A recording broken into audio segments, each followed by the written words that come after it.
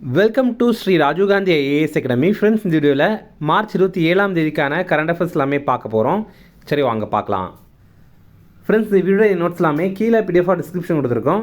அதெல்லாமே கிளிக் பண்ணி டவுன்லோட் பண்ணிச்சிங்க. அப்புறம் நம்ம டெலிகிராம் குரூப் லிங்க்மே கீழே டிஸ்கிரிப்ஷன் கொடுத்துருக்கோம். அதுலேயுமே கிளிக் பண்ணி ஜாயின் பண்ணிங்க. நம்முடைய டெலிகிராம் குரூப்பில் கரண்ட் அஃபேர்ஸ் குயிசஸ் நடத்திட்டு வரோம்.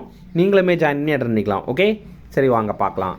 ஃபஸ்ட்டு, இந்தியாவில் எத்தனை நாள்களுக்கு தேவையான பெட்ரோல் டீசல் கையிருப்பு உள்ளது? இதற்கான ஆன்சர் 60 நாட்கள். இப்போ பார்த்தீங்க அப்படின்னா, நம்ம இந்தியாவில் எந்த பகுதியிலையும் பெட்ரோல் டீசல் மற்றும் சமையல் எரிவாயுக்கு தட்டுப்பாடு இல்லை அப்படின்னு தெரிவித்திருக்காங்க. அதே மாதிரி அடுத்த 60 நாட்களுக்கு தேவையான பெட்ரோல் டீசல் இருக்குது. அதே மாதிரி கச்சா எண்ணெயும் இருக்குது அப்படிங்கிறத தெரிவித்திருக்காங்க. நம்மக்கிட்ட வந்து எல்பிஜி ஒரு மாதத்துக்கு தேவையானது இருக்குது அப்படிங்கிறதையும் தெரிவித்திருக்காங்க. இதை வந்து மத்திய பெட்ரோலியம் மற்றும் இயற்கை எரிவாயுத்துறை அமைச்சகம் தான் அறிவித்திருக்காங்க. இப்போது இதில் ஒரு டேட்டா நம்ம தெரிஞ்சுக்கணும். என்ன அப்படின்னா, உலக அளவில் எண்ணெய் சுத்திகரிப்பில் இந்தியா 4வது பெரிய நாடாக இருக்குது. பெட்ரோலிய பொருட்கள் ஏற்றுமதியில் 5வது மிகப்பெரிய நாடாக இருக்குது. அடுத்தது, இந்தியாவின் முதல் தேசிய உள்ளரங்க தடகள போட்டி எங்கு தொடங்கியது? இதற்கான ஆன்சர் ஒடிசா. இப்போ பார்த்தீங்கன்னா, முதல் முறையாக இந்தியாவில் நேஷ்னல் இண்டோர் அத்லெட்டிக் சாம்பியன்ஷிப் போட்டு வந்து நடைபெறுது.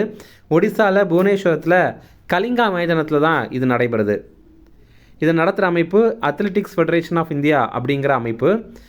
நம்ம இந்தியாவில் முதல் முறையாக உலக உள்ளரங்க தடகள போட்டி 2028ஆவது ஆண்டு இதே இடத்துல நடைபெற போகுது.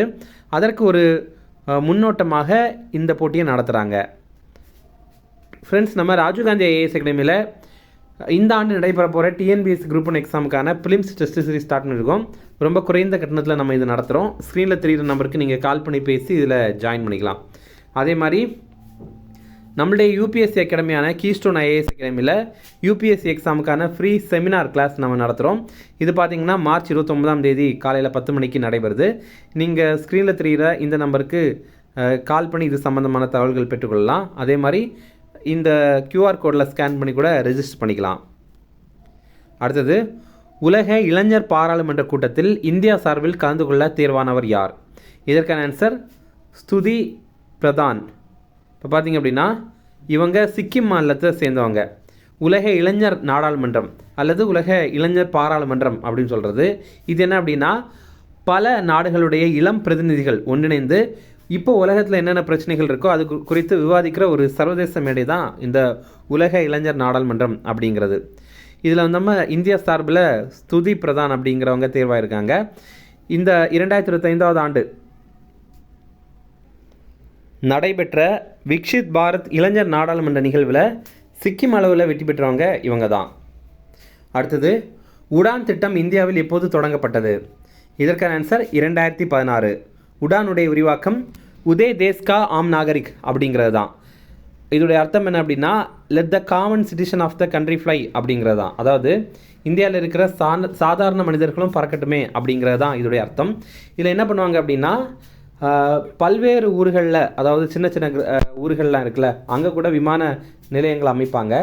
அதே மாதிரி விமான கட்டணங்களுடைய விலையை வந்து குறைப்பாங்க. இதனால் சாதாரண மனிதர்களும் பறக்க முடியும்ல, அதுதான் இதோடைய நோக்கம்.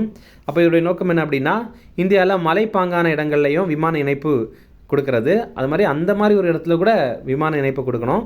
அதே மாதிரி குறைந்த விலையில் விமான பயணத்தை ஏற்படுத்தி பண்ணணும் அப்படிங்கிறது தான் இதோடைய நோக்கம். அப்போது இது விமான நிலையங்களை மேம்படுத்தவும் செய்கிறாங்க. சின்ன சின்ன விமான நிலையங்களாக இருக்கும், அதை மேம்படுத்தவும் இந்த திட்டத்தின் கீழ் பண்ணுறாங்க. இது வந்து எந்த அமைச்சகத்துக்கு கீழே இருக்குது அப்படின்னா, மத்திய சிவில் விமான போக்குவரத்து துறை அமைச்சகத்துக்கு கீழே தான் இருக்குது. இப்போது இந்த உடான் திட்டத்துடைய 2வது கட்டத்திற்கு மத்திய அமைச்சரவை ஒப்புதல் வழங்கியிருக்காங்க. இதோடைய திட்ட மதிப்பு ரூபாய் 28,840 கோடி. இந்த திட்டம் 2026-27 முதல் 2035-36 காலகட்டத்திற்கானது. இந்த திட்டத்தின் கீழே 100 விமான நிலையங்கள் மேம்படுத்துறதுக்கு திட்டமிட்டிருக்காங்க. அதே மாதிரி 200 ஹெலிகாப்டர் தளங்கள் வந்து அமைக்கப்படும் அப்படின்னு தெரிவித்திருக்காங்க. அதே மாதிரி உள்நாட்டு சிறு விமானங்கள் கூட வாங்க போகிறாங்க. இதற்காக அப்படின்னா, சின்ன சின்ன பயணங்களுக்காக வந்து சிறு விமானங்கள் வாங்க போகிறாங்க. அடுத்தது, இந்திய சரக்கு கப்பல்களின் பாதுகாப்புக்காக இந்திய கடற்படை தொடங்கிய நடவடிக்கை எது? இதற்கான ஆன்சர் ஆப்ரேஷன் உர்ஜா சுரக்ஷா அப்படிங்கிறது தான். இப்போ பார்த்திங்க அப்படின்னா, நமக்கு நல்லாவே தெரியும், ஹார்மூஸ் நீரிணை இந்த பகுதியாக வர்ற கப்பல்களை வந்து ஈரான் தாக்கிட்டு இருந்தாங்க அப்படிங்கிறது நமக்கு தெரியும். அதுக்கப்புறம் நம்ம இந்தியா உட்பட சில நாடுகளுடைய கப்பல் மட்டும் அது வழியாக வரதுக்கு அனுமதி வழங்கியிருக்காங்க.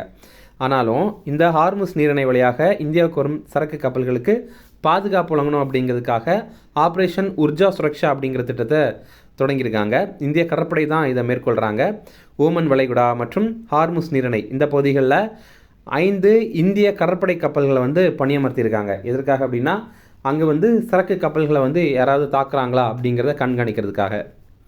அடுத்தது 2025 உலகின் காற்று மாசுபாடு மிகுந்த நகரங்கள் பட்டியலில் முதலிடம் பிடித்த நகரம் எது? இதற்கான ஆன்சர் லோனி. இப்போ பார்த்திங்க அப்படின்னா 2025 ஆண்டுக்கான வேர்ல்டு ஏர் குவாலிட்டி ரிப்போர்ட் வெளியிட்டிருக்காங்க.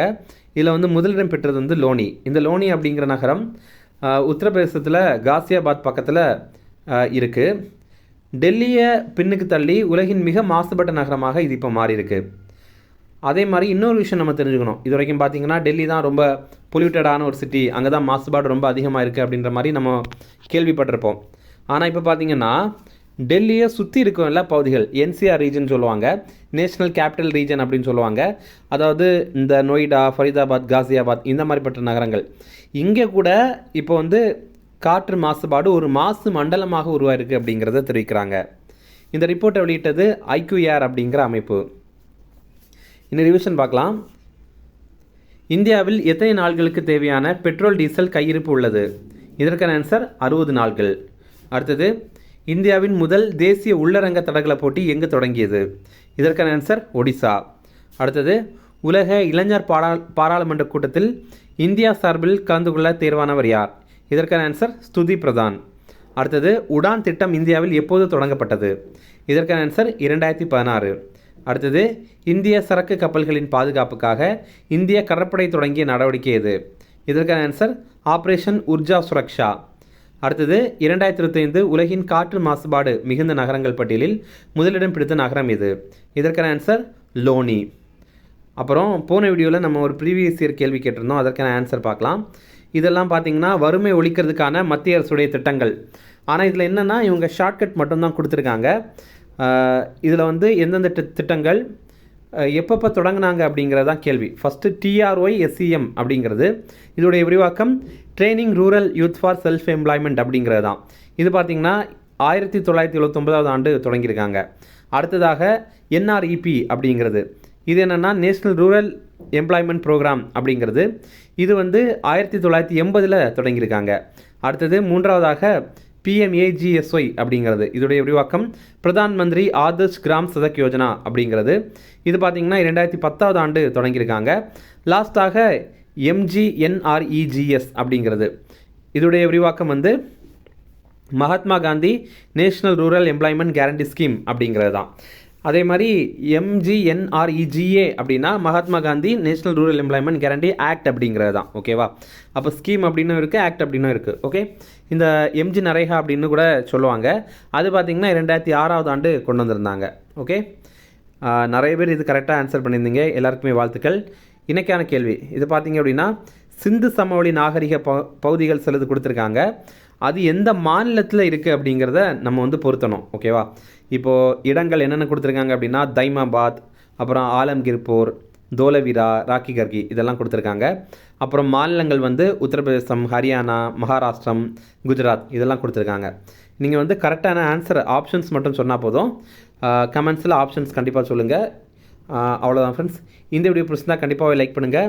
நம்மளுடைய சேனலுக்கு சப்ஸ்கிரைப் பண்ணி வச்சுங்க, உங்கள் நண்பர்களுக்குமே ஷேர் பண்ணுங்கள். கண்டிப்பாக இது அவங்களுக்கும் பயனுள்ளதாக இருக்கும். Okay, thank you.